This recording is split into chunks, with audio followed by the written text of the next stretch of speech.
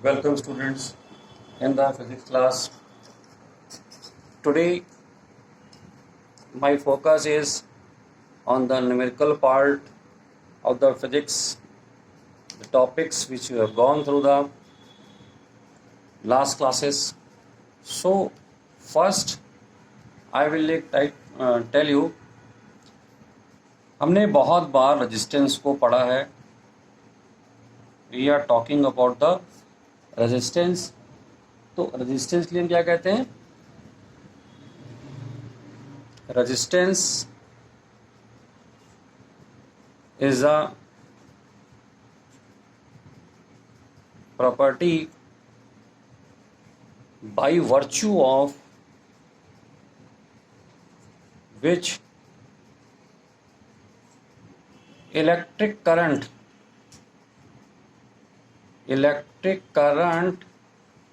is restricted or affected in the electric circuit. अब एक और वर्ड बीच में मैं बोलता हूं, या आप देखते होंगे, रजिस्टर. कई बार ये आपने रजिस्टर वर्ड देखा होगा. तो जो रजिस्टर वर्ड है ये एज ए सिनोनिम यूज कर लिया जाता है यहाँ पर रेजिस्टेंस के. तो रजिस्टर क्या है हमारे लिए? एक कंपोनेंट, कोई भी कंपोनेंट यहां पर which has a property of resistance. A component which has a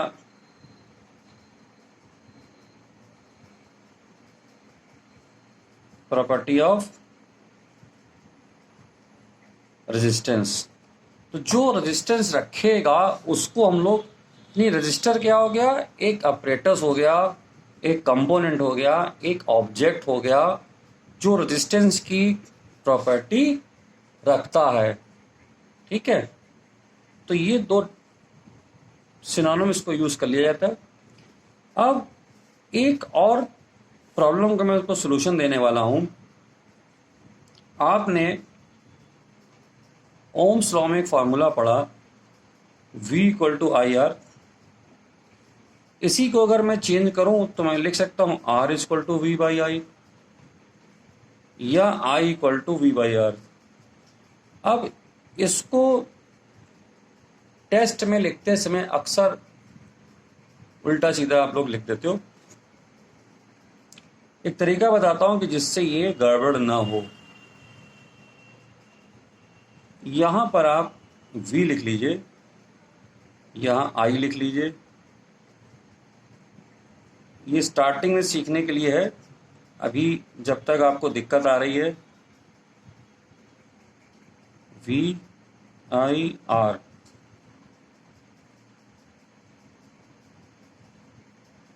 V I R.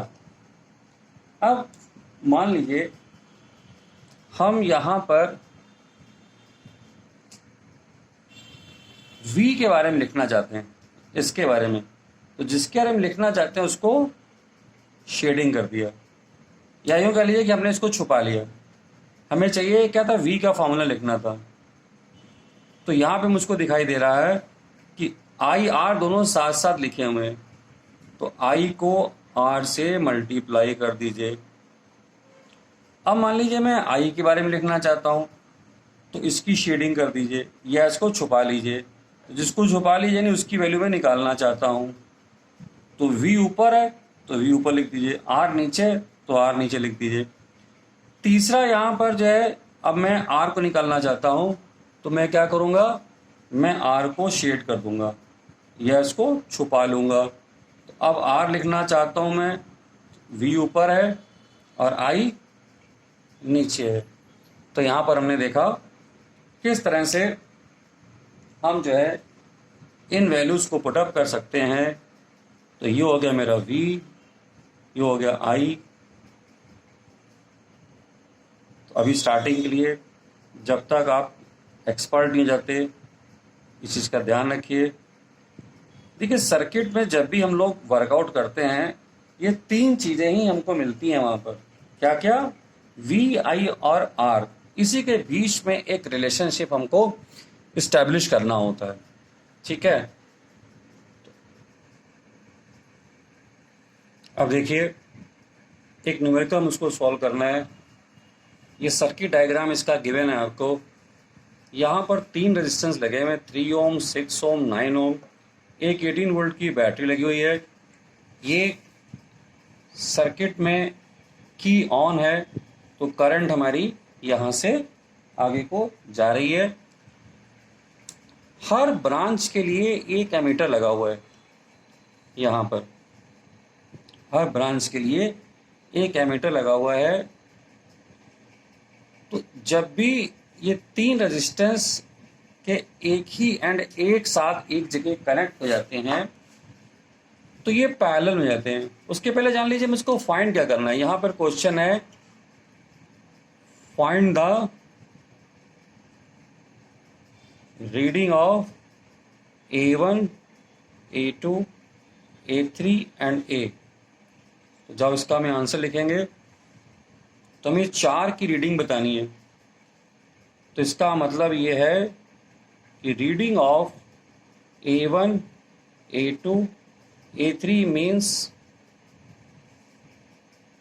we have to find current in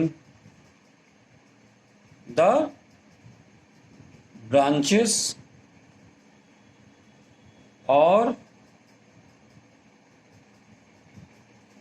current through the 3 ohm, 6 ohm and 9 ohm resistors. यहाँ से मुझे करंट इसकी find करनी है।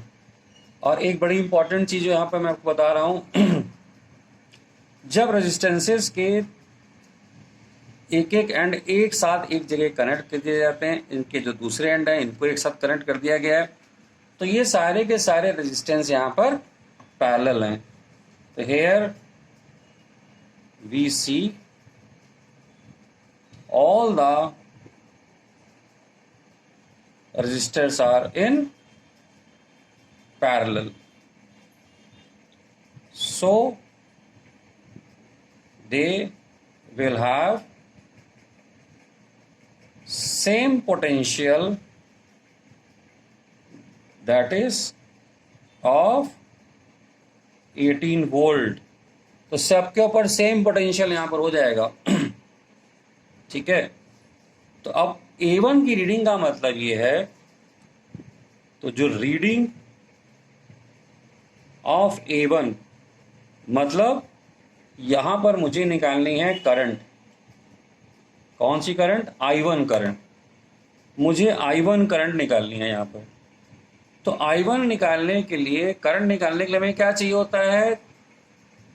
Voltage चाहिए होता है और रेजिस्टेंस चाहिए होता है। इसका नाम मैंने रख दिया R1, इसको कह दिया R2, इसको कह दिया मैंने R3। तो ये कौन सा ही ओम्स लॉ से फॉर्मूला निकालते हैं हम लोग यहाँ पर।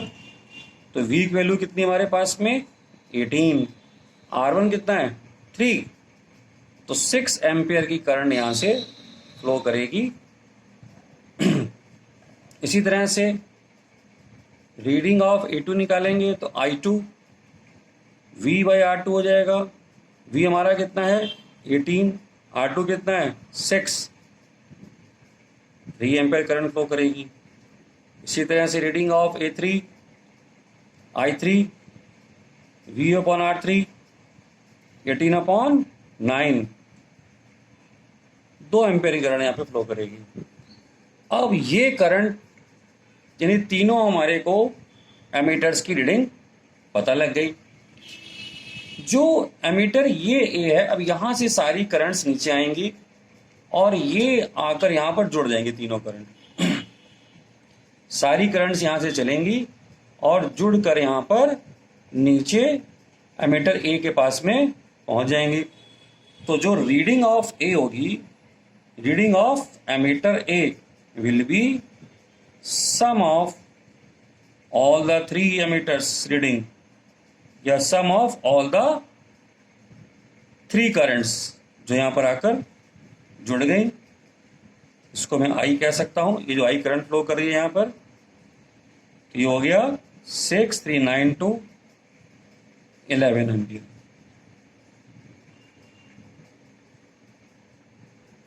Yes, students. Now you solve the next numerical where we have to find out the, यहाँ क्या find करना है, find the equivalent resistance between points A and C। अब देखिए, हमेशा ऐसा नहीं होगा कि हमको यहाँ पर बैटरी लगी मिल जाए, की लगे। तो ये अंडरस्टूड होता है कि यहाँ पर ये 2 एंड हैं, अगर हम बैटरी लगाएंगे भी तो करंट इधर से आएगी और यहाँ से करंट निकल जाएगी। अब कौन सी करंट आ रही है, हमें करंट तो पूछा नहीं गया है, तो यहाँ पर हमको केवल और केवल इसका इक्विवेलेंट रेजिस्टेंस निकालना है। इस बात को समझ लीजिए, इक्विवेलेंट क्या है। इक्विवेलेंट मतलब कि ये सारे के सारे रेजिस्टेंस को हम एक सिंगल रेजिस्टेंस से रिप्लेस करके वैल्यू निकालना चाहते हैं। यहाँ पर टोटल हम तभी बोल सकते हैं जब सिंपली ऐसे नंबर्स को हम ऐड करते हैं, तब टोटल कह सकते हैं कि हमने 5 में हमने जो है 2 को ऐड किया, फिर 3 को ऐड किया, तो ये कितना हो गया 5 2 7 और 10, ये टोटल है। यहां पर हमको पैरेलल सर्किट में इन्वर्स करना पड़ता है रेजिस्टेंस का, तो इसलिए हम लोग टोटल नहीं बोलते हैं, हम लोग इसको बोलते हैं इक्विवेलेंट रेजिस्टेंस। ये जो सर्किट है हमारे पास में, ये क्या है, this is a mixed combination,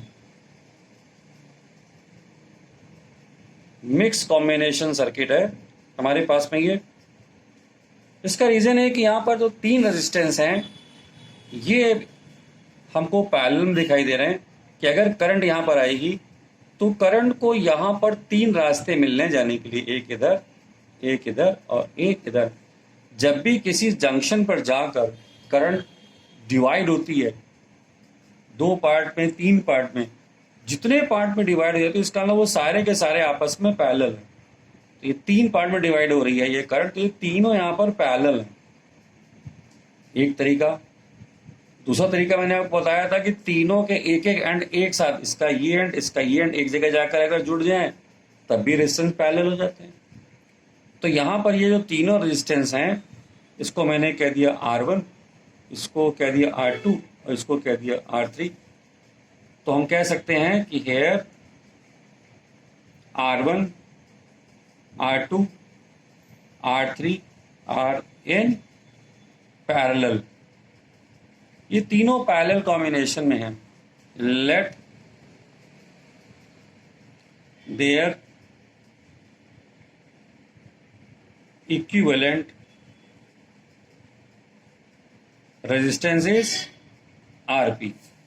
इन सब का जो इक्विवेलेंट रेजिस्टेंस है इन तीनों का वो आरपी है। तो अब यहां पर हम फॉर्मूला लगाएंगे, therefore 1/RP equal to 1/R1 plus 1/R2 plus 1/R3। R1 कितना हमारे पास में 10, 20, 30, तो इसका एलसीएम कितना हो जाएगा 60 एलसीएम हो गया यहाँ पर इसका। तो ये आ गया 6, यहाँ आ गया 3, यहाँ आ गया 2। तो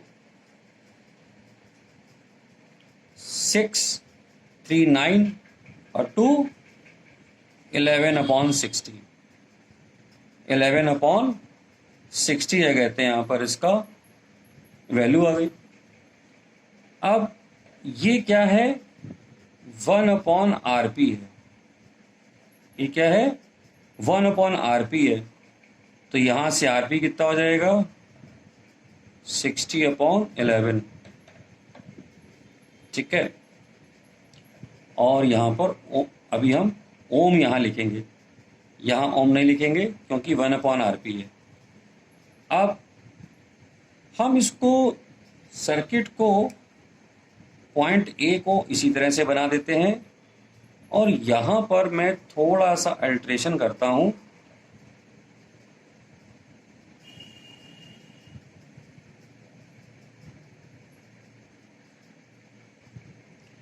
इसको मैंने लिख दिया RP। अब ए और बी के बीच में जो तीनों रेजिस्टेंस है इसकी जगह मैंने लिख दिया RP। तो इसको क्या बोलते हैं? This is known as reduced circuit. क्या बोलते हैं इसको? रिड्यूस सर्किट बोलते हैं। नहीं, जो इतना बड़ा सर्किट था इसको मैंने रिड्यूस कर लिया। इन तीनों की जगह पे मैंने यहाँ पर RP लिख लिया। अब यहाँ देखिए, तो ए और बी के बीच में मेरे पास में आ गया RP और बी और सी के बीच में 20 ओम है। तो यहाँ से दिखाई दे रहा है कि वी कैन से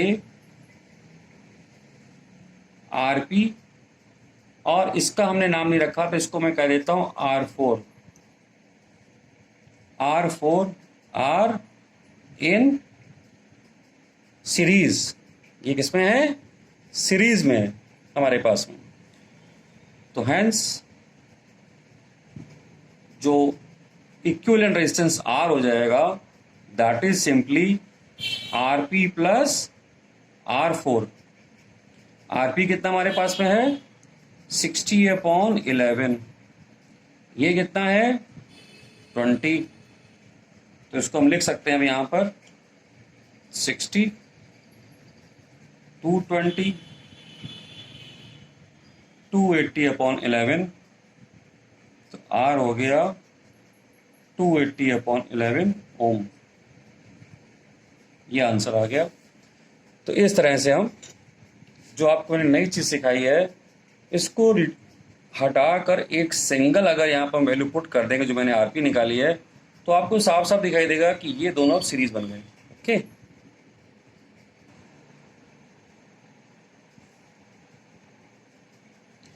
अब देखिए इस क्वेश्चन में क्या करना है। यहां पर हमको करना है find the equivalent resistance and current through R2। यहां से हम करंट चाहते हैं, तो करंट ये चलेगी यहां से, ये प्लस है, ये माइनस है, ये इधर गई करंट, यहां गई, यहां करंट को डिवाइड होना ही है क्योंकि ये दोनों पैरेलल में है। ये वापस, और ये सर्किट ये कंप्लीट होके इधर आ गई। अब यहाँ पर देखिए सबकी नेमिंग हो रखी है। यहाँ पर हम देखेंगे दोनों 2 ओम के रेजिस्टेंस लगे हुए हैं। तो यहाँ मैंने बताया करंट डिवाइड हो रही है इस जगह पे, तो ये दोनों पैरेलल हो गए। So we can say R3 and R2 are in parallel. Let their equivalent resistance is R dash. मैंने R डैश कह दिया इसको। तो R डैश कितना हो जाएगा? 1/2 1/2 2/2 इक्वल टू 1। तो R डैश कितना आ गया? 1 ओम आ गया हमारे पास में। ठीक है, अब हमको ये जो सर्किट हमने बनाया था, अभी मैंने आपको पिछले भी आपको बना के दिखाया था, आप जल्दी से एक रिड्यूस सर्किट बना लीजिए। इसको R डैश कह दीजिए, इसको R2 कह दीजिए, इसको R1 कह दीजिए, और बाकी सब कुछ मैं वैल्यू नहीं लिख रहा हूँ क्योंकि R1 R2 को बताएं कितने हैं। करंट आई ये इधर से। अब यहाँ पर देखेंगे हम लोग कि जो R1 R2 R डैश है, अगर करंट यहाँ से चलेगी तो सेम करंट चलेगी। या हम कह सकते हैं R1, R2 and R dash R in series. ये हमारा है 14 वोल्ट। तो यहाँ पर जो इक्विवेलेंट रेजिस्टेंस आ जाएगा इन तीनों के, that is will be R1, R2, R dash. R1 कितना था हमारे पास में 3 ओम, R2 कितना था वो भी 3 था, R डैश कितना निकाला है 1, तो ये आ गया 7 ओम। 7 ओम आ गया इसका टोटल रेजिस्टेंस। अब करंट सर्किट की अगर निकालनी है तो ओम्स लॉ यूज करेंगे। यूजिंग ओम्स लॉ हम आई कह सकते हैं V/R। V कितना है हमारे पास में 14, ये हो गया 7, 2 एम्पियर। तो करंट हमको मिल गई 2 एम्पियर की। अब इसका मतलब ये है कि ये जो करंट यहाँ से चलेगी ये सब जगह 2 एम्पियर की करंट ही जाएगी। यहाँ भी 2 एम्पियर, क्योंकि ये तीनों सीरीज में है। Because R1, R2, R dash R in series, therefore R2 will also get 2 ampere current. 2 ampere current यहाँ से आपको मिलने वाली है। अब एक क्वेश्चन में पूछा नहीं गया, लेकिन फिर भी आपको मैं बता दूं कि यहाँ क्या होगा। ये जो R डैश मैंने बनाया था, R डैश में क्या था, 2 रेजिस्टेंस थे यहाँ पर आपके पास में।